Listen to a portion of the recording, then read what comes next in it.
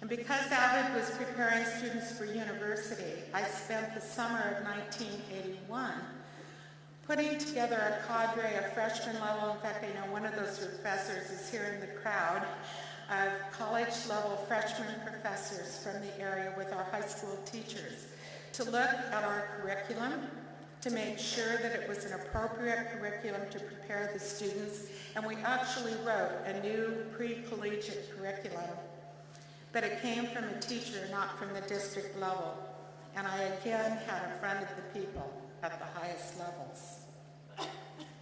Some of the students from Southeast San Diego, of course, brought their priorities with them, some of which were playing football and basketball. And for the first time in 25 years of the school, Claremont High's athletic teams actually flourished. But the coaches didn't like AVID very much. You see, they wanted their athletes to remain academically eligible to play sports, and that was assured if they left them in remedial curriculum. And so they would try to get them out of AVID.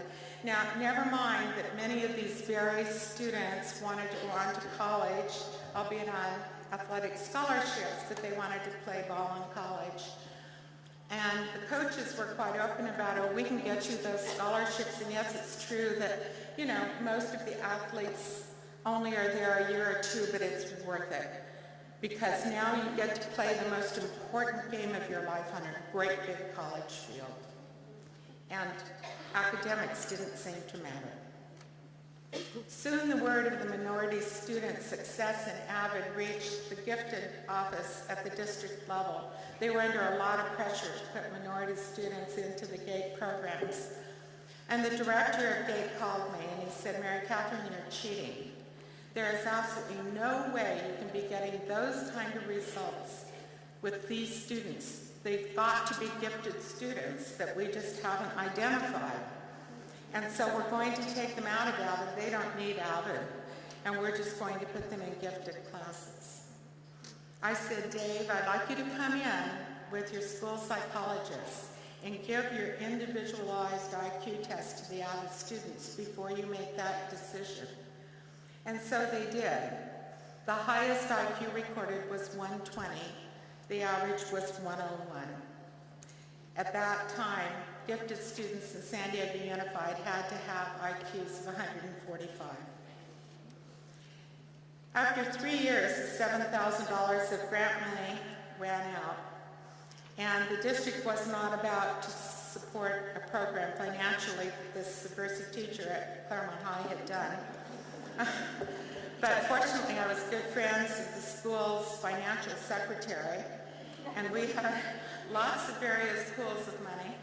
And so she and I would sit down together and see where there was money left, and if it met the criteria of something we were doing in AVID, we used it for AVID. And the students became really involved in all kinds of activities of the school, selling seat cushions and banners at athletic events, and one way or another, we made it and AVID survived. At the end of the third year, I took all of the students to this new UCSD that we were all aiming for.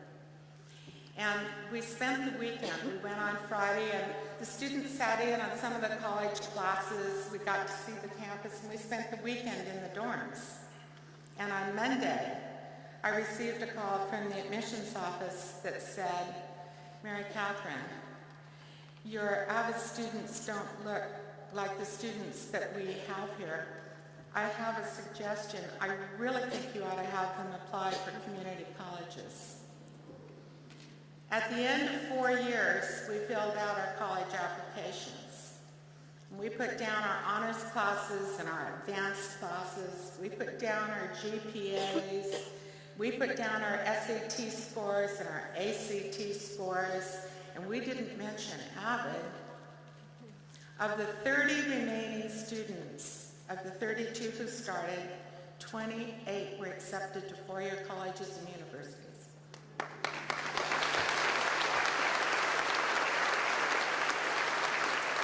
The other two did go to community colleges.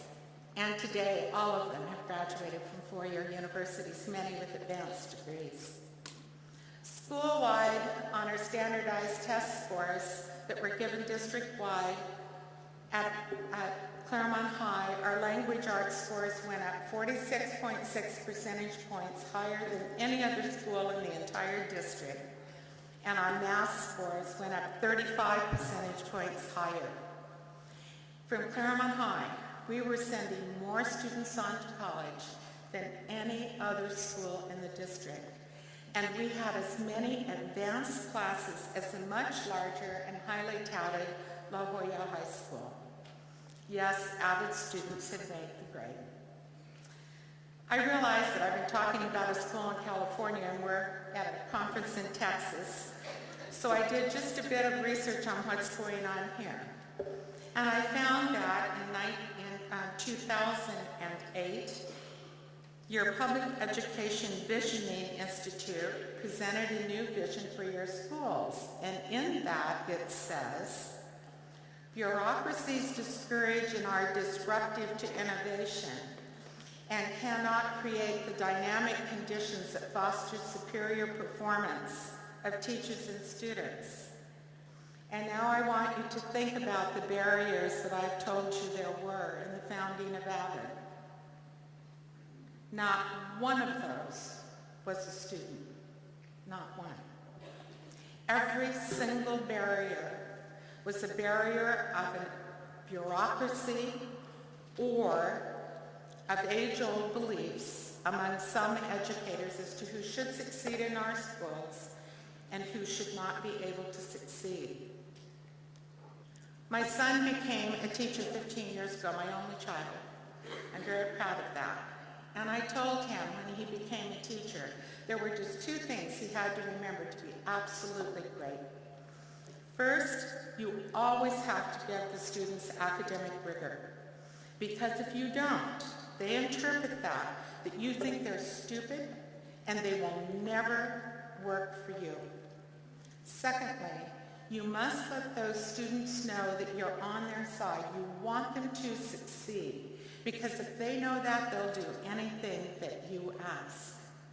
So this is what AVID teachers believe and AVID teachers know, and it's how we are turning around 200 years of unequal education in this country, having now sent on to college more than 900,000 AVID students society thought would never go on and could never succeed. So each day, as I think about it, it's the student story. And just as in 1952, Linda Brown had the courage to go with guards into a school, so must you and I as educators every day be the guards for our students. We have to guard them against a bureaucracy that doesn't often work for students. And we need to make sure that our fellow educators don't have historic low expectations for groups of our students.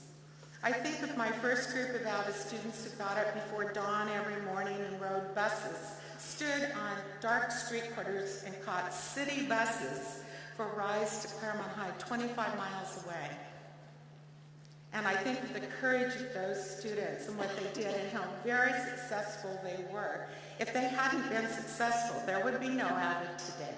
There would not. And if your students aren't successful, there will be no AVID either. I want to go back now for a minute to 60 Minutes, and I want to tell you, bring you up to date on what happened to those wonderful students you met there. First, Josefina Pelayo.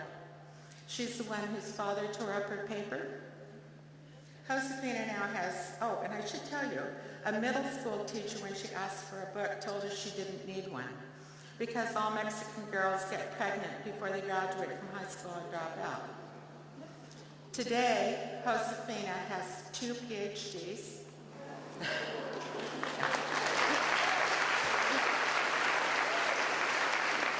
One is in sociology and one is in English, and she teaches at the University of Michigan. Pretty good. Javier Escobedo, the one that Scott Kelly says, so you're a rocket scientist, He came with his family across the border from Mexico, 8 boys, no girls, and they all wanted a better education. They all today have graduated from college, and Javier has his PhD from Lehigh University. He first went to work for NASA, helped launch 2 space shuttles. Then, with a team, he developed an interceptor ballistic missile system, which you and I, maybe you're not old enough, I watched on television being used in Desert Storm. It's what stopped the missiles that Saddam Hussein was sending over Israel. He was a team of 5 who developed that. And today he is, yes, the chief rocket scientist at a firm in San Diego, and he's an adjunct professor of physics at UCSD who told him he should just consider community college.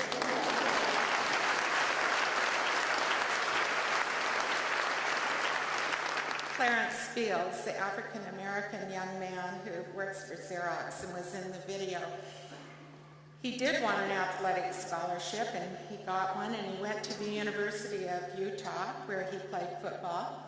He was often the WAC Player of the Week, the Western Athletic Conference Player of the Week, but he majored in business and he graduated from college, and he's worked for Xerox ever since.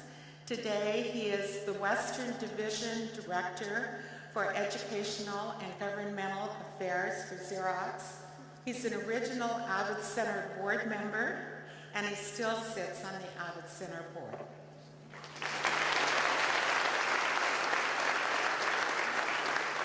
Lucy Allen, the teenage mother who went to Sam Houston High School in San Antonio, married the father of her child. She graduated from college. She and her husband are in the military, and she just received her orders to go to Iraq.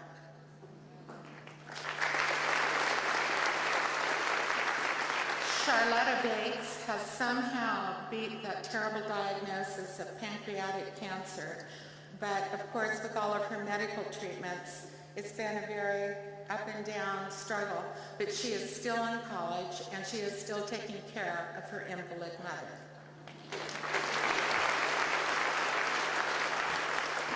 Javier Lopez, the little boy, I know you could see the big teeth, but you couldn't see his feet. His feet were way too big for that little tiny body. That's how I always think of him. He just graduated from San Diego State University, and he is in graduate school there now. Michael Robinson moved with his mother to Los Angeles, and he is serving with our troops in Afghanistan. And Jocelyn Gibson, the little girl who said, "I stink at math, but I'm the smartest person in my house," proved that indeed she is. She just graduated from San Diego State University and is now studying to become an elementary school teacher. And I'd like you now to meet Jocelyn Gibson.